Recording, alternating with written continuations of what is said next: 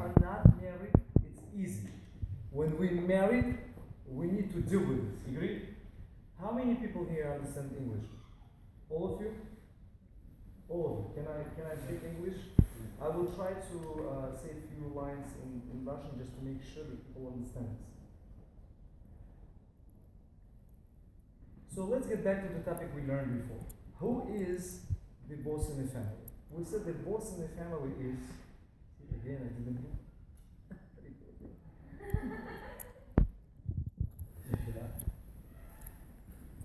So help me please. Who is the boss in the family? We said the men's department, we said that it's obviously men. What kind of question is it? Do we really need to spend a whole hour just to decide who is the man? Obviously it's us, right? But we got some input from women who said that boss is who? A woman who can take some responsibilities, right? Some responsibilities. Maybe the woman want to run the family. Maybe woman wants to run the family. She is earning money, and therefore she might feel comfortable. She feels comfortable to manage and be a little bit a boss, right? Can we do this? Let's say man is not working, wife is working. Can she say that I'm a boss? Can she? Why not? Because whatever's hers is his, whatever's his is also. What we learned before, we said, according to the Jewish law, every dollar that comes into the family, this is money of the husband. Все деньги, которые приходят домой, со всех сторон, от мамы, от папы, от бабушки, от дедушки, это деньги мужа, от жены, от мужа, это деньги мужа. Which means, man has responsibility. В этих деньгах есть деньги детей. This money also belongs to kids. Когда родители говорят, что мы не можем отдать детей to yeshiva, it's very expensive. Мы здесь сейчас на нашем уроке напоминаем, что it's not only your money, it's your kids' money given to you up to the age they can handle it. So at a certain age, they're able to handle it, at a certain age not. Understand? So up to the age 12, 13, they don't know what money is, in the sense of how to spend. After Bar Mitzvah, your son is, technically speaking, he is allowed to get married. That's what says in the Shulchan Aruch. One of the best form of the mitzvah, prurvu, to get your son married at 13 years old. Мы смотрим на это и говорим, о май гад, что мы здесь сейчас с вами говорим, в 13 лет женить человека, в 28 лет человека ребенок. In our generation, 20 years, 28, 25, 26, it's still as a child. But at the time of the Gemara, a child, boy, 13 years old, is good to go for the marriage. That's what Torah says. So this money belongs to your son, or this money belongs to your daughter. Since husband and wife temporarily holding this money, we cannot say the money is something that makes us a boss in the family. For those who just join us, we're refreshing what been said in the previous class, so to move on for the current topic. And we said that there is only one boss in the family, the same boss who created this world, the same boss who is everywhere. This is the boss who is actually running your family. Then people could jump and say, it's not fair. I have my family, I have my wife, I have my husband, I have my kids, I have everything that I built. Why Hashem has to come and tell me what to do? That's for shalom, we shouldn't be doing this, but a lot of people having issue regarding this. Когда дома есть проблемы, люди говорят, при чем здесь религия? При чем здесь религия? Мы хотим, чтобы у нас дома был мир, а вы отправляете жену в микву, а она не хочет идти, из-за этого мы ругаемся. Мы пришли к вам помириться, а вы нас делаете еще хуже. Вы говорите, чтобы я одевал тфилин, а мы с женой не разговариваем уже 3 недели. Почему здесь тфилин? Тфилин не может помочь. Вы говорите, чтобы я проверил мезузы. Почему я должен проверить мезузы, если я не разговариваю с своей mother-in-law? Причем здесь мезузы? Почему Амак постоянно прилетает к нам на сковородке? Он постоянно ругается с нами. Причем здесь сейчас мой тфилин и мезузы и кетуба? What one has to do with another, right? That's what we say. But Torah is telling us that everything you do in your marriage life, if there is no Hashem, don't waste your time. Just go home. Between us, there is a statement. Go home. Go home. There is nothing that we can do for you. If there is no Hashem in the family, there is no family. Agree? So what we said in the previous show, the boss is the one who makes sure that we remember that he is there. And obviously we have a lot of pressure. What pressure we have? Man is as a soldier, wife, woman as a soldier, everything according to the halacha, everything according to the Torah policy, everything according to the Jewish laws. Why it's so difficult? Let us breathe a little bit. Look at these people. They don't know Shabbat, they don't know Yom Kippur, they don't know Kashrut, they don't know Mikveh, they don't know anything. Look how they live. What kind of boss you talking about? There is no boss for them. And they're happy. А мы молимся, зелень проверяем. Нервные такие все. Почему нервные? Because we're serving Hashem without the love. We feel pressure. Ой, опять? Еще? Пост идет? Песах идет? Хамец идет? Oh my God, so difficult. Hashem saying, relax. Just by cleaning Hametz and looking for bugs, you're showing to me how loyal to me, how you are loyal to me. That I can trust or I cannot trust you. That's all. That's the punchline. So families, когда Hashem нам дает marriage, он говорит, там, в этой семье, I will make sure that all your shortcomings are, well, Papa. Because this is the purpose of the marriage. А мы боимся. Почему вы не разговариваете с своей женой? Она мне сделала замечание. А что, замечание нельзя получать? Нежелательно. Why not? Вы что, у нас дома никто не разговаривал? Когда папа дома был, никто не разговаривал? Ни мама, ни ее мама, не дай бог. Ни их мама, никто. Женщины вообще. Не мы были. Так мы выросли. So let's drop this nonsense. That belongs to Mitzrayim, this belongs to Nicaragua, this belongs to some Muslim countries where woman doesn't have power to speak. In a Jewish family, we must let women talk. Because if she wouldn't talk, there is no family. So from the topic of the being boss, we're coming to the topic of what? Communication. Where pretty much all these issues are clashing. Tell me in one line, I will start from you, man. What communication in the marriage life means? Just cut everything which does not belong to the family. Communication outside of the marriage, we do know how great it is. We can use every word just to make sure that we are cool, good, and we're using proper communication. But within the marriage, somehow we're losing this skills. So according to you, what communication in a marriage means? You don't have any question? Interaction. Can we spell it out?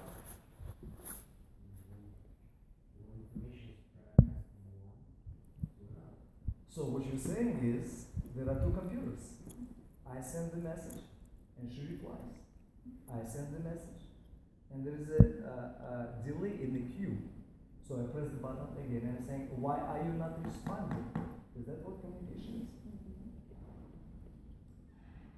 I'm trying to emphasize that communication is not information only.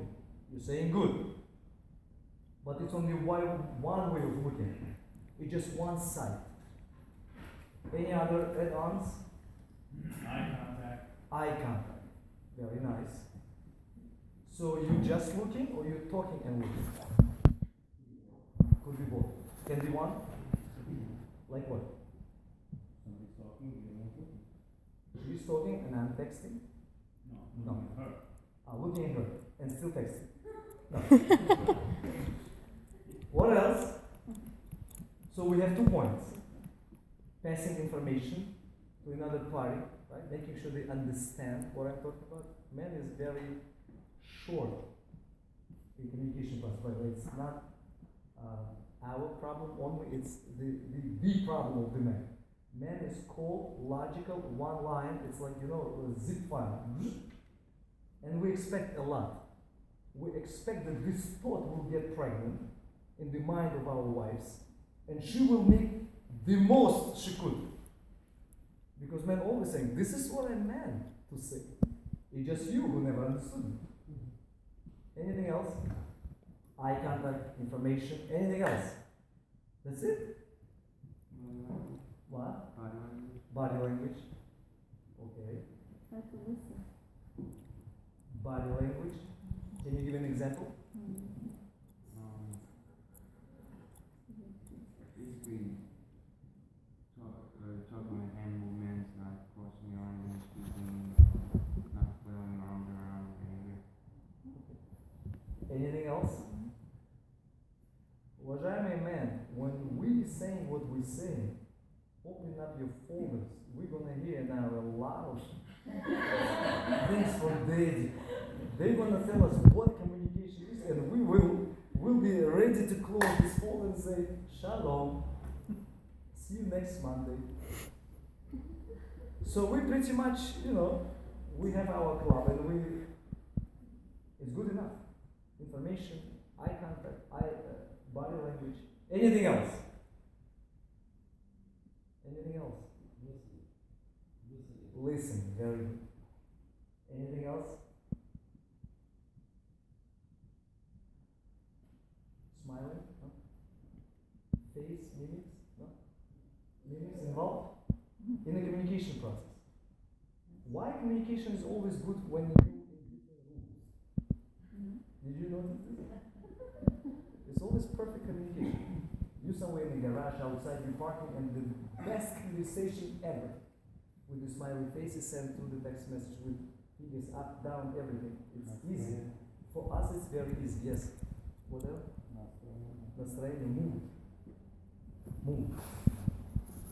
So we'll recap. You heard what we're saying. Please, let's hear this part. What would you say communication is? Mutual understanding. Come on, guys. I knew you all Kabbalist people.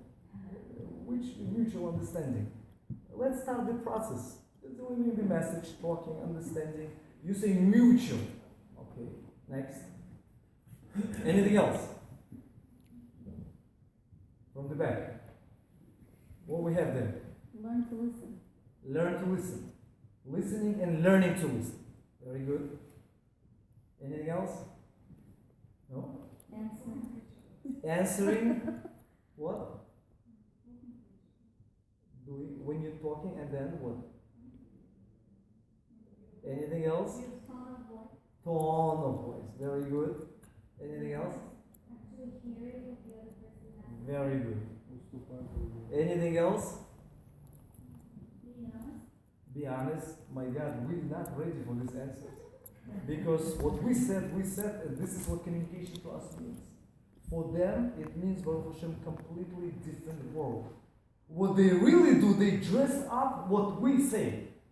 They're dressing it up. Sometimes in a dress that we're not used to. There is in music. Anyone here plays music? In music, there is a language. When teacher is saying something, saying, add some colors to your music. You can add some colors. How you can add the colors? You're playing piano. How you can add the colors? You know what? You can add. And the colors are being added to your soul. When you play, when there is no soul inside, there is no music. When you can put some warm colors, when you mean what you play, then the music is good. That's what we mean to say. When you're communicating, it's not dry communication. It's warm communication. Eyes, face, smiling. It's just not communicating. It's just not sharing the things that you're saying to one to another. It's ability to hear. It's ability to respond. It's ability to see and understand what your person is about to say. What if he's annoying you? You have to still smile? What? He's annoying with something like dominance. I'm sure you're not talking about the husband. No. Psychotype of the person. It's very important. There are sometimes people you communicate and you cannot communicate more than 1 minute. They say the smile. Yeah. What is this? Why такой, знаете, explosion of emotions? Everything has to be reasonable. Everything has to be within the boundaries. And if your wife is emotional, you have to be a little bit calm. If she's calm, you have to be a little bit emotional. Да? Когда жена немножечко emotional, you have to be a little bit calm. Потому что когда два emotional человека начинают разговаривать, там нет communication, там есть просто fire exchange. But this was just the introduction to our topic, уважаемый Галь. Now we're going to navigate Bezat Hashem through the insights of the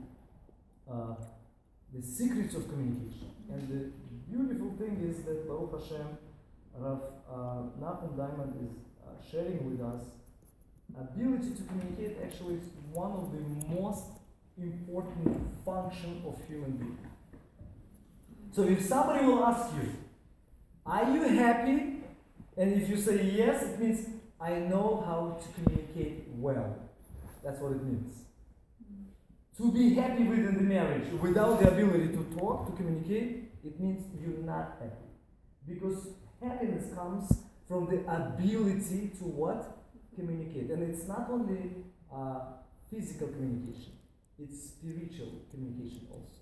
Did you hear about when you're sitting with somebody and you're communicating, there is a brain power is surrounded you.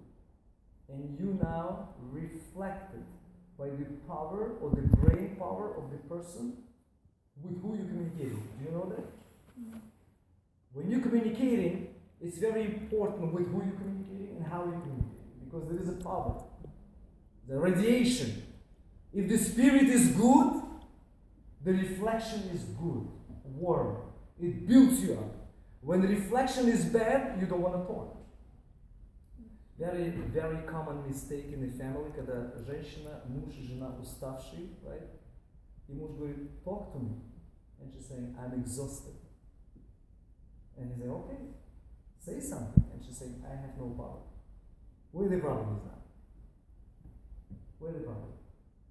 He works too much. We understood this. Where the problem now? When there is no communication, she's exhausted and he's demanding her to speak. Or you can reverse it. Where we should start now? We must build it up immediately, and the man is a Hatzalah services now. When the wife saying, I'm exhausted, I need to talk to me for whatever the topic is, we must be there to talk. Because in reality, it really doesn't matter what you talk about. You know what matters? The fact that you are there and you're talking. Or the most important thing, you're making her believe that you're listening. I didn't say that because it has to be natural. But if you cannot, at least you must show it to your wife that you're there for her with whatever she's willing to tell you. Not because it's your wife, she's Bukharian, she's from there, it has nothing to do with this. It's a system of a woman. She must get recharged from her husband. Communication is a big gasoline pipe that comes to give the energy, spirit, and everything else. In the Parashat Tetzaveh, there is a full description how Kohen HaGadol was dressed up. Remember this? In Parashat Tetzaveh we just learned that he had choshen, right? He had a robe, he had other parts of his garment. And Torah is telling there are garments of types. Let me tell you something, and this is very important for us. There was a tzitz that was on his forehead, который Коэн надевал. И у него были pants, которые он надевал. Torah нам говорит, что these two types of garments are different garments. Когда мы говорим одежда, I dressed up, what are we doing? We're putting some clothes on the parts of our body. Мы не одеваем брюки снизу до ушей. У нас брюки заканчиваются на первой половине тела. Потом есть рубаха, есть каждая часть одежды meant to cover something and means something. You agree? You know what Torah is telling us? Pay attention to how Kohen Gadol was dressed up, so you will see the importance of your body, and you will see which part was dressed up at what thing. Because there is a message. What kind of message Torah is telling us? Torah telling us through the words of Ibn Ezra that there are garments of honor and splendor. Splendor – это величие. У человека есть одежда, которая делает его великолепным. Какая это одежда? Это одежда души. The dress code of your soul is your одежда. Just listen to this. When you see a person presents himself from the look. The moment this person opens up his mouth, you pretty much know who you're dealing with. Yes, no? Yes? Yes or no? Yes. Yes. What it means, where all the garments are gone, where the outlook that had impression on you, where it's all gone. Who can answer this question?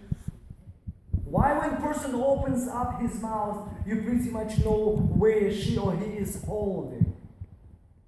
Why the value of the person is sticking out and you see who is next to you?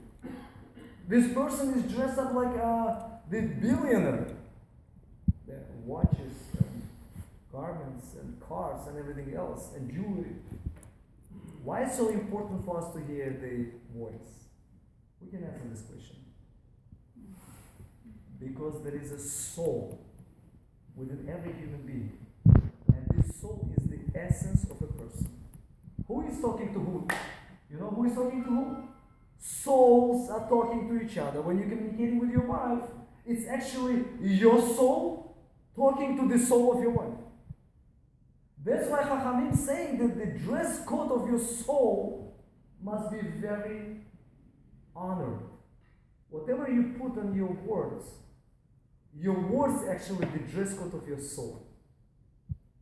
So the words that you're using, it's actually you. I know people who communicate very well in public, but at home, miserable people. So, if you ask me where I would know the nature of this person, I need to meet with him outside or inside of his home? Inside. Why? Because inside, he undressed. At home, he is not using this dress code.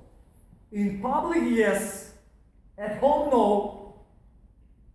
When a child is cursing another child in the school, he's taking this from his home, from his father and mother, which shows to us that father and mother are undressed. Can you imagine a person saying, I'm a religious person, but I can curse? Doesn't go together. Does not go together. What causes communication issues is deficiencies in the garments of the soul. A wife knows who is her husband, and husband also knows who is his wife. So when they're sitting and they're saying, talk to me, there is no communication. You know what communication means? Undressing your soul. Communication means show to me who you are from inside, and here we have plenty of work to do. Agree? Because outside it's easy. Outside I could look like Moshe Rabbeinu, but inside I am who I am. I cannot hide this. For many people it's a tragedy in the family because they cannot hide this. They cannot say to their wife that I'm different. The very simple statement, prove it that you're different. That's where we have issues. Every time man has issues when wife is asking him to be who he is in reality. And same thing is obviously from man to his wife or wives asking, please be yourself, communicate with me, show me your real soul. And we need to learn this rule. You cannot be a two-faced person. You have to have one face because it's your real dress code of your real soul. That's the punchline. Now let's move on. There is a place in the Torah when Avraham Avinu is saying to Sarah Imenu before they going down to the Mitzrayim, please tell to them that you my wife and do good with me because they will kill me because of you and they will keep you alive. Help me understand this. If Avraham Avinu will say, they will kill me because of you, do me a chesed, say that you my sister, would it be enough? Why do we need to write another pasuk in the Torah? And they will keep you alive. What do you think it means? Please, it's very important. It's a punchline. No, let's think together. What Avraham Avinu meant to say? He's saying, please tell them that you're my sister. Otherwise, they will kill me and they will keep you alive. Why do we need to say keep me alive? Kill me, it's already a problem. Avraham Avinu will be killed, chas v'shalom. It's good enough. Why do we need to know that Sarah Imenu will be kept alive? No? Any efforts? Any efforts? It's your department. You need to trigger now a lot of things. The fact that you're not triggered, making me too worried. Because husband and wife are part of the same soul. Good. One is dead, the other is Close. without the other. Close, but not the full answer. You know what the full answer is? Avraham Avinu already by the time they were about to go to Mitzrayim left with Sarah Imenu, lived with Sarah Imenu how many years? 50 years. 50. It's not the yesterday's marriage. 50 years they knew each other. 50 years. They understand each other from anything and everything. Do you need to say to your wife with who you live in 50 years? Please do me a chesed. Say that you're my sister, otherwise they will kill Avraham Avinu and they will keep her alive. Avraham Avinu telling her, if they kill me, it's one problem. But you kept alive, it's a bigger problem than the first one, because how you will be without me? How you will live without me? So Avraham Avinu is going into the system of his life saying, it will be difficult for you. Can you imagine the relationship? Can you imagine the power of the words? That Sarah Imenu appreciated what Avraham Avinu was saying to her. Once again, he told her in a very nice language that I love you and I cannot live without you and you also cannot live without me. What are we saying to each other now? What are we saying to each other?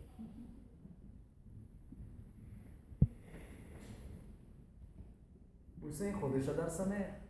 We're not saying anything, let's move on. But unfortunately we do say, go to your mother! I can't see you anymore. Terrible. This is not Lashon of kids of Avraham. These are not descendants of Avraham, Isaac, and Yaakov, Sarah, Rivka, Rachel, Leah. Not at all. It's not about us. Let's move on. Let's learn certain techniques.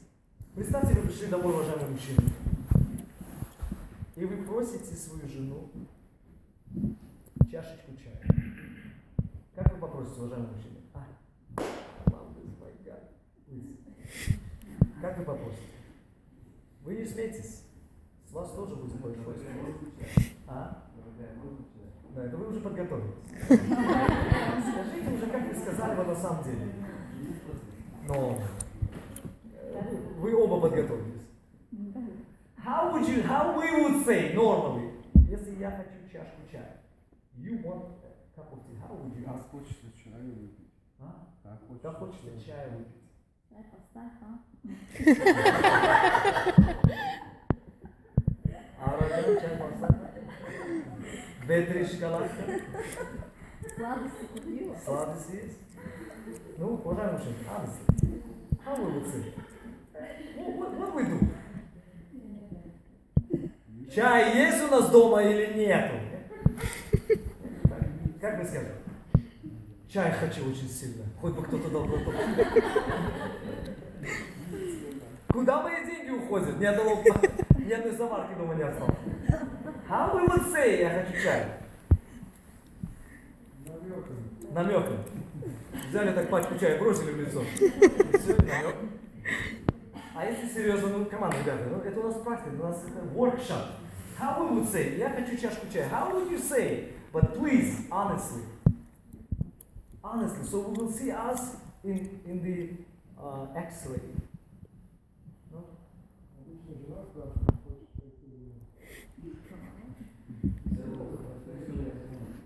Жена спрашивает, потому что мужчина, видимо, не спрашивает.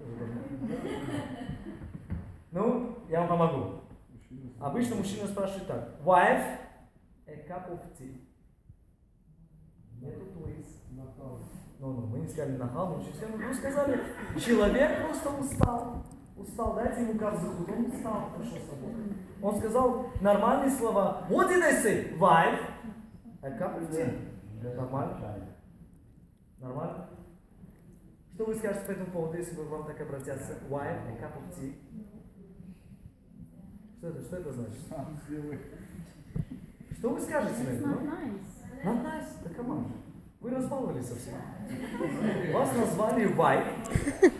Вам сказали a cup of tea. Вам не сказали a cup. Вам сказали a wife. It's like a command, you know? Come on. Take it easy. Мы живем в доме. Некоторые уже давно показывают на пальцах.